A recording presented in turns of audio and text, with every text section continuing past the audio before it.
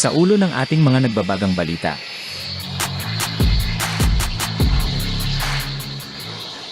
Korea Aerospace Industries has signed a $700 million deal to provide an additional 12 fighter jets to the Philippines.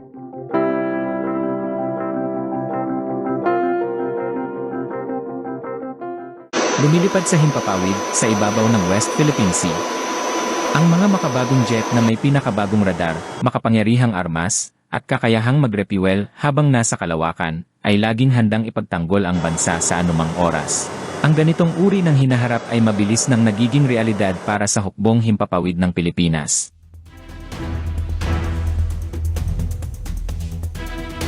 Kumpirmado mula mismo sa gobyerno ng South Korea na makakatanggap na ang Pilipinas ng unang batch ng mga bagong FA-50 light fighter jets bago matapos ang termino ni Pangulong Ferdinand Marcos Jr. sa taong 2028. Ipinahayag ito noong Hulyo 22 sa isang media briefing sa lungsod ng Makati ni Korean Ambassador Lee Sang-hwa. Ngunit hindi lamang ito usapin ng pagbili ng mga eroplano. Isa itong mas malalim na kwento ukol sa estratehiya sa rehiyon, lalim ng ugnayang pandaigdig, at matagalang pananaw para sa isang makabago at maaasahang pambansang depensa sa himpapawid. Kung inyong maaalala, noong taong 2014, gumawa ng ingay ang Pilipinas nang pumirma ito ng kasunduan sa Korea Aerospace Industries ng bansang South Korea para sa pagbili ng 12 FA-50PH aircraft, ang kauna-unahang pagbili ng supersonic jet, mula nang i-decommission ang F-5 Freedom Fighters.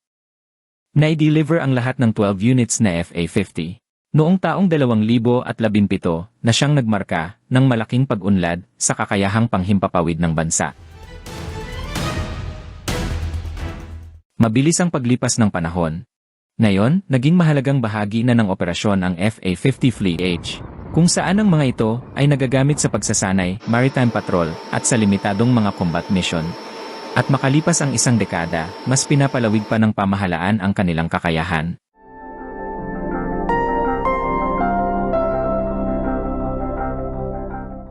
Noong Hunyo 2025, lumagda ang Pilipinas ng panibagong kontrata na nagkakahalaga ng higit kumulang $700 milyong, kasama ang Korean Aerospace Industries, para sa karagdagan na 12 units na FA-50 jets. Ngunit hindi lang ito repeat purchase. Dahil ang bagong batch ng FA-50 ay nasa mas advanced na Block 10T configuration, mas makabago, mas matatag, at mas kayang makipagsabayan sa makabagong digmaang panghimpapawid.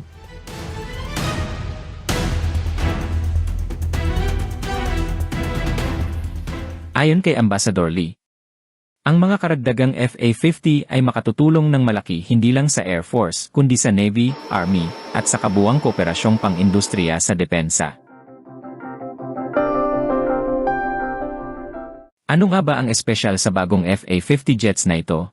Hindi na basta light fighter jets ang tingin sa kanila ngayon. Kinikilala na sila bilang isang multi-role platforms.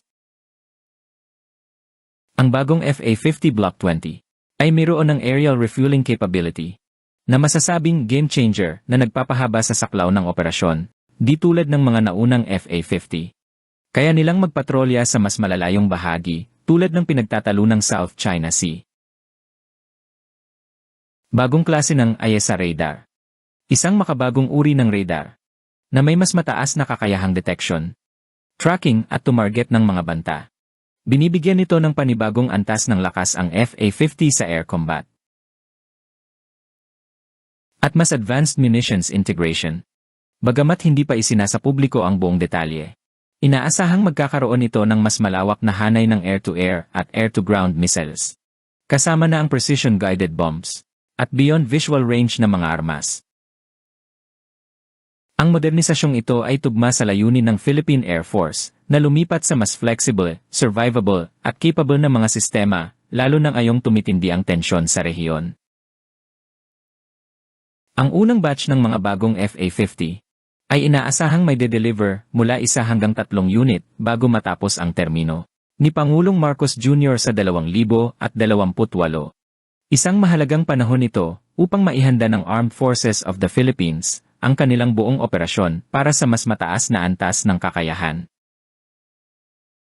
Kapag natapos ang buong delivery, ang hukbong himpapawid ng Pilipinas ay magkakaroon ng 24 na modernong FA-50, isang malaking pagtalon mula sa kakulangan ng mga makabagong jet noong mga nakaraang taon. Ang kasunduan sa FA-50 ay bahagi lamang ng mas malawak na estratehiya. Sa paglipas ng mga taon, naging isa na ang South Korea sa pinakakonsistenteng tagapagtustos ng depensang kagamitan ng Pilipinas. Mula sa FA-50, frigates, missile systems, corvettes,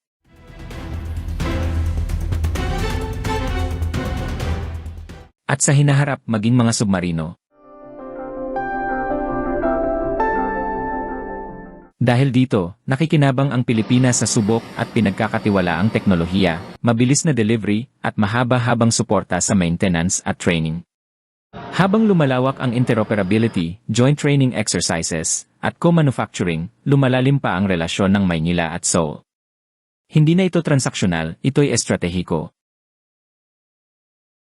Inaasahang ilalagay ang karamihan sa mga bagong jet sa Basa Air Base at Antonio Bautista Air Base na parehong malapit sa mga mainit na lugar sa West Philippine Sea. Habang unti-unting nilalapit ng Pilipinas ang sarili sa tinatawag na minimum credible defense, ang mga bagong jet ay kumakatawan hindi lang sa lakas militar kundi pati sa political resolve at regional na pagkakaisa. Dahil dito ang pagdating ng FA-50 Block 20 ay malaki ang karagdagang tulong sa pambansang seguridad ay hindi na isang abstract na ideya. Ito ay tungkol sa aktwal na proteksyon sa ating soberanya, likas yaman, at katahimikan, lalo na sa patuloy na pagbubulabog sa Indo-Pacific region. Ang fleet ng FA-50PH ay magiging pangunahing sandata sa deterrence. Kaya nitong tumugon agad sa banta, magpatrolya sa malalayong bahagi, at lumaban ng may tiyak at matatag na lakas kung kinakailangan.